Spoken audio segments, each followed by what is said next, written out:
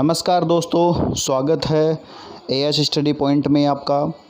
आज मैथ का second model paper हम लेके आए हैं। एक्सरसाइज दूसरी है। चलिए देखते हैं इसके मोस्ट क्वेश्चन कौन कौन से हैं। यहाँ पे आपको क्वेश्चन के साथ साथ में इनके सॉल्यूशन भी दिए गए हैं। जहाँ तक संभव हो पहले आप खुद सॉल्व करके देखें, उसके बाद में आंसर शीट देखें। देखिए पहला प्रश्न क्या कह रहा है। यदि ए तथा 18 का एलसीएम 36 है तथा ए तथा 18 का एचसीएफ 2 है तो ए का मान ज्ञात कीजिए। दूसरा प्रश्न है, दो संख्याओं का गुणनफल 1080 है, उनका महत्तम समापवर्तक 30 है तो उनका लघुत्तम समापवर्तक क्या होगा। लघुत्तम समापवर्तक आपको निकालना है इसके अंदर। तीसरा प्रश्न है, 15/1600 का दशमलव प्रसार किस प्रकार का है। 15/1600 का दशमलव प्रसार किस प्रकार का है। चौथा प्रश्न है, दो संख्याओं को m बराबर पी क्यू क्यूब तथा n बराबर पी क्यूब क्यू स्क्वायर के रूप में लिखा जाए तब m n का महत्तम समापवर्तक बताइए, जबकि p q अभाज्य संख्याएं हैं। पांचवा प्रश्न है, दर्शाइए कि एक विषम धनात्मक पूर्णांक संख्या का वर्ग 8q + 1 के रूप का होता है, जहाँ q एक धनात्मक पूर्णांक है। यहाँ पे 8 + q के रूप का है और जहाँ q क्या है, एक धनात्मक पूर्णांक है।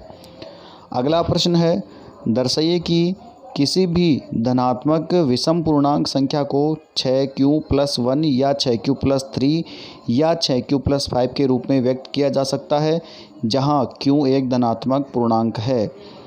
ये 6 प्रश्न हो गए। अब बात करते हैं बड़े प्रश्न की। इसके लिए 7वां प्रश्न है, निम्न का यूक्लिड विभाजन विधि से महत्तम समापवर्तक एचसीएफ ज्ञात कीजिए। पहला है 420 130 और दूसरा है 867 255। प्रश्न संख्या 8 है, यदि संख्या 408 तथा 1032 के एचसीएफ को 1032x - 408 × 5 के रूप में व्यक्त किया जाता है तो x का मान ज्ञात कीजिए। 9वां प्रश्न है, निम्न का एचसीएफ तथा एलसीएम ज्ञात कीजिए। पहला है 144 180 192, दूसरा है 6 72 120, तीसरा है 40 36 126।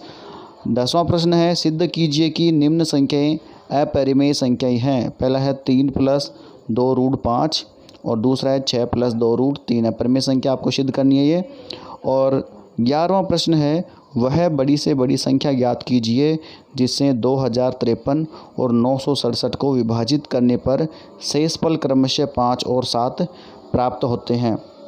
तो दोस्तों ये थे आपके इम्पोर्टेंट क्वेश्चन सेकंड एक्सरसाइज से। तो आपको ये पढ़ना है और आपका जो एग्ज़ाम होने वाला है उसमें आपको अच्छे मार्क्स लाने हैं। तो निरंतर आप इसकी तैयारी करते रहिए। ये इसके आंसर दिए गए हैं, पहले आप खुद सॉल्व कीजिए, उसके बाद में आंसर शीट देखिए। अगर किसी भी क्वेश्चन के आंसर में प्रॉब्लम हो तो कमेंट करके हमें ज़रूर बताएं। Thank you.